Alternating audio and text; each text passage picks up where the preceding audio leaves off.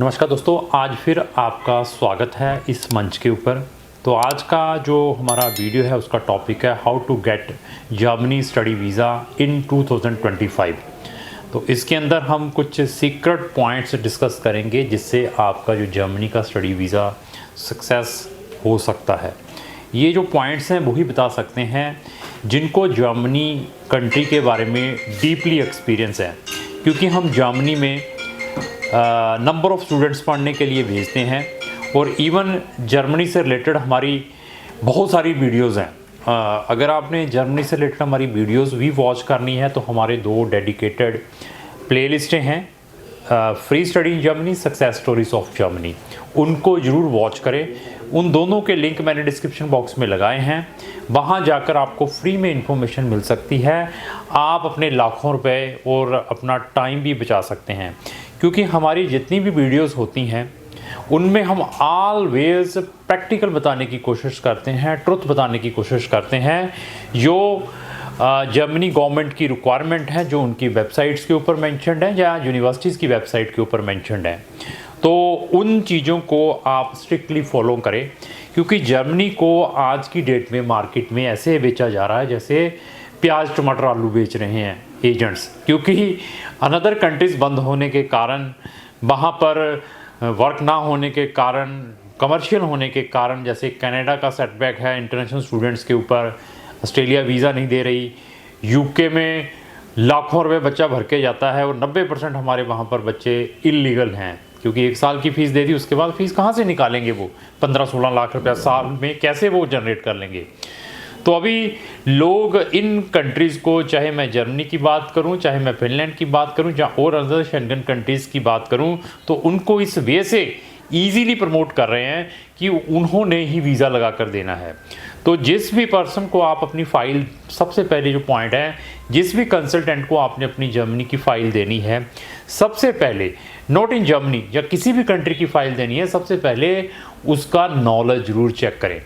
क्योंकि हमारे जैसे लोगों की वीडियोस वॉच करने के बाद, जहाँ जिन्होंने हमारे पास काम किया पे दुकान खोल लेते हैं, वो दूसरा तो लोग क्या है कि आपको मीठी मीठी बातें बताकर, मोटिवेशंस देकर आपका केस ले लेते हैं और आप इजीली मोटिवेशंस में आ जाते हैं। उन चीज़ों को छोड़ें। नॉट इन जर्मनी किसी भी कंट्री में डालना है, आज की डेट में स्टूडेंट्स की और उसके पेरेंट्स की, उनके पेरेंट्स की रिसर्च बहुत ज़रूरी है। तो सारी की सारी इन्फॉर्मेशन आपको गूगल के ऊपर, यूट्यूबों के ऊपर मिल जाएगी। तो उन ब्लॉगरों से भी बचें जो सिर्फ ब्लॉगिंग बनाते हैं, जिनका कहीं ऑफिस नहीं है, उन्होंने झूठ मूठ चीज़ें बता देनी है, तो उसके बाद फ़ोन पे फ़ोन हमें आने स्टार्ट हो जाते हैं। तो 5-4 ब्लॉगर ऐसे हैं, उनका कहीं दुकान, कहीं कुछ नहीं है, वो इजीली डाल देते हैं कि जर्मनी में 1000 जॉब्स खाली पड़ी हैं, आ जाइए। और लग्जमबर्ग को वो इस वे से प्रमोट कर रहे हैं जैसे लग्जमबर्ग का वीज़ा वर्क परमिट का उसी ने लगाना है। तो बड़ी हंसी आती है। तो उसके बाद क्लाइंट भी इतना क्रेजी हो जाता है, फ़ोन पे सर मैं तो, मुझे पर्सन मिल गया, वो मुझे वहाँ पर वर्क परमिट में, कहा भैया ये देखिए वहाँ जाए, नहीं होगा मेरे पास आएँ। इन चीज़ों से बचें, प्रैक्टिकल बने। तो अभी सक्सेस कैसे मिल सकती है आपको वीज़ा की? सबसे पहले प्राइवेट यूनिवर्सिटीज़ को अवॉइड करें। मैं फिर बताया, प्राइवेट यूनिवर्सिटीज़ को। क्यों? उसके पीछे रीज़न ये है कि प्राइवेट यूनिवर्सिटीज़ में एडमिशन लेना बहुत ईजी है। क्यों? क्योंकि मैं भी प्राइवेट ऑर्गेनाइजेशन हूँ, एक गवर्नमेंट ऑर्गेनाइजेशन है। प्राइवेट में पैसा देकर कुछ भी है, they are only looking for the money. जैसे यहाँ पर प्राइवेट यूनिवर्सिटीज़ है, उनको कोई लेना देना नहीं, आज ये कहीं के भी स्टूडेंट हैं, कोई भी परसेंटेज है, they are giving the admission. तो सेम थिंग इज़ देयर। 5.5 वाले को भी वो ऐसे ही ट्रीट करते हैं, जिसके 7 बैंड है उसको भी वैसे ही ट्रीट करते हैं। 50% वाले को भी वही एडमिशन आ रहा है, जिसके 85% है, 90% उसको भी वही एडमिशन आ रहा है। तो अभी आप देखिए, क्योंकि आपने ये वीज़ा फर्स्ट टाइम अप्लाई करना है, तो जर्मनी का हुआ या किसी भी कंट्री का वीज़ा आपने फर्स्ट टाइम अप्लाई करना है। लेकिन मेरी जैसी जो शख्सियत यहाँ पर बैठी है, इसने number of application Germany embassy में, इवन अनदर कंट्रीज़ में डाली हैं। हमें मालूम है कि डेली वहाँ पर क्या अप एंड डाउन्स चल रहे हैं, क्यों रिफ्यूज़ल्स मिल रही हैं। मेरे पास अगर आपकी एलिजिबिलिटी नहीं बनती तो स्ट्रेट फॉरवर्ड मैं मैसेज के ऊपर ही बता दूंगा कि भैया आपकी एलिजिबिलिटी जर्मनी की नहीं है। लेकिन आप फिर आगे मुझे बोलते हैं सर मुझे 10 कंसल्टेंटों ने बता दिया कि मेरी एलिजिबिलिटी है, मेरे 50% है, 5.5 बैंड, कहते आ जाएगा admission. Admission is a different thing, private में आ जाएगा। तो वीज़ा किसने देना है? एम्बेसी ने देना है। एम्बेसी के पास जब ऐसे केसेस जाते हैं, इन केसेस के कारण जो जेन्युइन स्टूडेंट्स हैं उनके ऊपर भी इम्पैक्ट पड़ता है, उनकी फाइलें डिले होती हैं, उनकी सारे के सारे डॉक्यूमेंट चेक किए जाते हैं। तो आप लोगों का जिनके परसेंटेज 65 से कम है, जो अपना पीटी से विदाउट आइल्स डाल रहे हैं, उनको वीज़ा मिलने के चांसेस बहुत निगलिजिबल है जर्मनी में। तो किनको वीज़ा मिल सकता है? जिनका वहाँ पर अनकंडीशनल एडमिशन पब्लिक यूनिवर्सिटी से आता है। सबसे टॉप प्रायोरिटी जो जर्मनी एम्बेसी इंडिया के अंदर है उन बच्चों को देती है। तो ये एक मैंने सीक्रेट पॉइंट बताया है, जिन बच्चों को अनकंडीशनल एडमिशन लेटर आता है तो उनको पब्लिक यूनिवर्सिटीज़ में जहाँ पर फीस नहीं है तो उनको they are giving the priority for visa, उनको मालूम है। तो वहाँ की जो एम्बेसी है जहाँ पर, वो अपने एलियन अथॉरिटी, जिसको फॉरेन एलियन अथॉरिटी जर्मनी के अंदर है, डिफरेंट स्टेट्स के अंदर, वहाँ पर केस को रेफर करती है। क्योंकि जो नेशनल वीज़ा है, डी वीज़ा है, स्टडी वीज़ा है, उसका जो डिसीजनिंग है वहाँ से आता है। तो एलियन अथॉरिटी को कब अप्रोच करनी है, ये वही टेक्निकल पर्सन बता सकता है जिसने जर्मनी में नंबर ऑफ केसेस को प्रोसेस किया है। तो ये मैंने एक सीक्रेट पॉइंट बता दिया।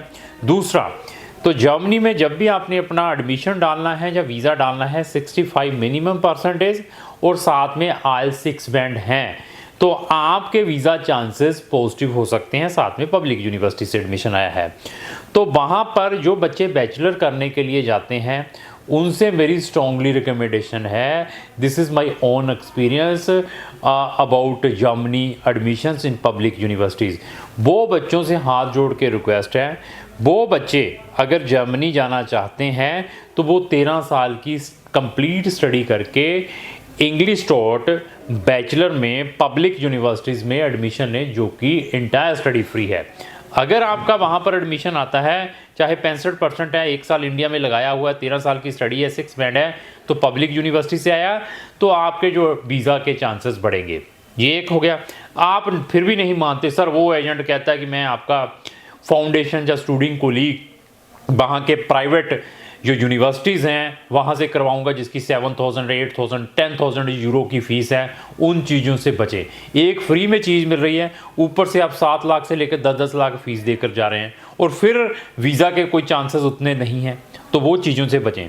आप फिर भी डेस्परेट हैं, नहीं सर मैंने जाना है, तो फिर मैं +2 वाले बच्चे को ये कहूँगा कि वो 12th करने के बाद अपना V1 लेवल जर्मन लैंग्वेज करे। मैं फिर बता दूं, V1 लेवल जर्मन लैंग्वेज करे, IELTS की ज़रूरत नहीं है। तो वो केस डाले अपना जर्मनी में वहाँ के स्टूडेंट कोलीग, जिसको हम फाउंडेशन कहते हैं, जो कि जर्मन लैंग्वेज में होता है। तो अगर वो आप प्रोग्राम में डालते हैं तो आपके वीज़ा के मोर चांसेस है इंक्रीज़ होने के। 2 चीज़ें मैंने बता दी हैं जिन्होंने बैचलर में सक्सेस होना है वीज़ा लेने के लिए। तो मास्टर स्टूडेंट्स के लिए भी ऐसे ही है। आपके बैचलर में परसेंटेज, आपकी 3 साल की बैचलर कौन से प्रोग्राम के लिए कंसिडरेबल है, वहाँ की फ्री मास्टर डिग्रीज़ के लिए पब्लिक यूनिवर्सिटीज़ में, ये हम ही बता पाएंगे, क्योंकि हमें मालूम है आपके परसेंटेज, आपका IELTS, आपका एक्सपीरियंस सब चेक करने के बाद मैं बता दूंगा। 4 साल वाले बैचलर के लिए क्या प्लस पॉइंट है, उनको कैसे वहाँ पर डालना है, तो वो हम आपको बताएंगे कि ये चीज़ें हैं। आपका मास्टर का अनकंडीशनल एडमिशन आ रहा है वहाँ से इंग्लिश टॉट प्रोग्राम्स में, वहाँ की पब्लिक यूनिवर्सिटी से। एम्बेसी 90 से 95% आपको वीज़ा ग्रांट करेगी।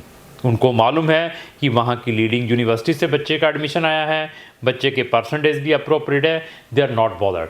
तो अभी एडमिशन के टाइम, एडमिशन में भी सक्सेस चाहिए ना पब्लिक यूनिवर्सिटीज़ में, तो सबसे पहले आपको यूनिवर्सिटीज़ की रिक्वायरमेंट चेक करनी पड़ेगी उस स्पेसिफिक प्रोग्राम की, वो NC प्रोग्राम है या नॉन NC प्रोग्राम है। नॉन NC रिस्ट्रिक्टेड है तो नॉन रिस्ट्रिक्टेड है, तो वो भी हमें चेक करना पड़ता है जब हम आपकी प्रोफाइल प्रोसेस करते हैं।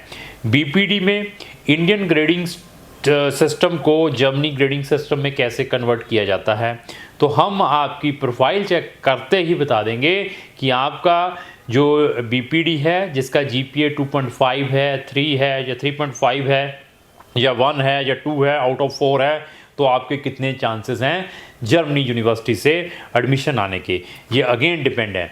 तो मास्टर के वहाँ पर अप्रॉक्स 1500 से ज़्यादा पब्लिक यूनिवर्सिटीज़ में प्रोग्राम्स है, 1500 से ज़्यादा, जो कि फ्री ऑफ कॉस्ट है इंटरनेशनल स्टूडेंट्स के लिए। तो बट अभी आपकी हमें बैचलर देखनी पड़ती है कि बैचलर में आपने कौन से प्रोग्राम्स को कितने ईयर के लिए, कितने आवर्स के लिए स्टडी किया हुआ है। तो जो आप मास्टर करने के लिए जा रहे हैं, तो क्या उसके सब्जेक्ट बैचलर डिग्री में थे या नहीं थे, आपकी बैचलर डिग्री में थीसिस थी या नहीं थी, आपकी बैचलर डिग्री में इंटर्नशिप थी या नहीं थी, आपकी मास्टर डिग्री देखी जाती है कि वो रिसर्च बेस्ड थी, आपने कोई उसके थीसिस डिपॉजिट करवाए थे या नहीं करवाए थे, और आपके परसेंटेज बैचलर में कम है लेकिन मास्टर में ज़्यादा है, तो क्या हमें वहाँ पर रिपीट मास्टर में डालना चाहिए। तो क्या आपका वहाँ से एडमिशन आएगा या नहीं आएगा, क्या हमें मास्टर को हिडन करना चाहिए या नहीं करना चाहिए। ये सारी चीज़ों को वो ही बता सकता है जिन्होंने इन चीज़ों में नंबर ऑफ़ ईयर स्पेंड की हैं। इन चीज़ों को प्रैक्टिकली समझने की कोशिश करें, हवा में अपना केस उठाकर किसी चलते फिरते एजेंट्स को ना दे दें। एपीएस आपका फास्ट कैसे आ सकता है, क्या आपके डॉक्यूमेंट डिजी लॉकर में इजीली अवेलेबल है। आप जब एपीएस डालते हैं तो आपको जब फ़ोन आता है, वहाँ से कहाँ से आता है, एपीएस टीम से, वो आपसे क्या क्वेश्चंस पूछ सकती है उसके बारे में बच्चों को प्रिपेयर किया जाता है। इसी तरीके से हम और भी चीज़ों को चेक करते हैं जब हम एपीएस में आपके केस को प्रोसेस करते हैं। ऐसे बहुत सारे पॉइंट्स हैं मेरे पास।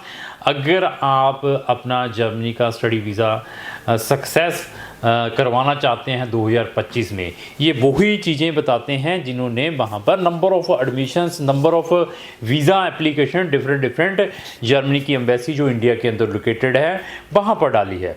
तो अभी ऐसे ही और भी बहुत सारी चीज़ों को मद्देनज़र रखा जाता है। आपका question area at the time of submission of file in the BFS, जब आप अपनी फाइल एम्बेसी में मींस बीएफएस में डिपॉजिट के लिए जाते हैं, चाहे बैचलर चाहे मास्टर, तो वहाँ पर आपको एक क्वेश्चन एरिया दिया जाता है जिसके अंदर 10 क्वेश्चंस होते हैं। उन 10 क्वेश्चंस को आपने कैसे एलेबोरेट करना है, कैसे रिटर्न करना है, दैट इज़ वेरी इंपॉर्टेंट, क्योंकि उन्हीं 10 क्वेश्चंस को भी डिसीज़न के टाइम जो डिसीजनिंग अथॉरिटी है एनालाइज करती हैं। उसके अंदर आपकी आईक्यू को चेक किया जाता है, आपकी स्किल्स को, इंग्लिश स्किल्स को चेक किया जाता है।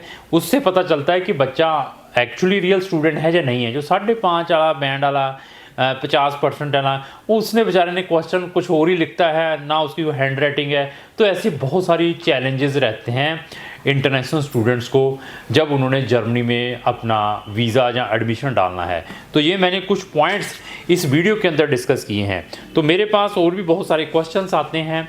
तो सर क्या मेरी केस में वेटेज मिल सकता है अगर मेरे पास आइल्स के अलावा जर्मन लैंग्वेज है? तो ऑफ कोर्स अगर आपने वहाँ आइल्स किया हुआ है 6 बैंड और साथ में आपका A1 भी है या A2 भी है, तो आपकी फ़ाइल के ऊपर और वेटेज मिलने के चांसेस हैं।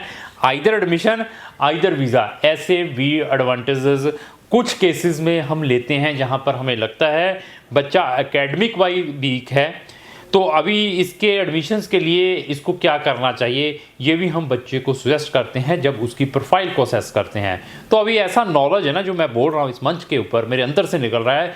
क्यों निकल रहा है? क्योंकि प्रैक्टिकली चीज़ें की हुई है। ये नॉलेज अपने एजेंट का जरूर चेक करना है। चलते फिरते जैसे कहते हैं ना, मैं टमाटर बिक रहे हैं मार्केट में, प्याज बिक रहे हैं, तो ऐसे ही जर्मनी बिक रहा है, ऐसे ही फिनलैंड बिक रहा है, ऐसे ही लाटविया बिक रहा है, ऐसे लिथुआनिया बिक रहा है, ऐसे फ्रांस। इन चीज़ों से बचें, प्रैक्टिकल बने। तो हम इस टाइप की इन्फॉर्मेटिव वीडियो डेली अपने चैनल पर डालते रहते हैं।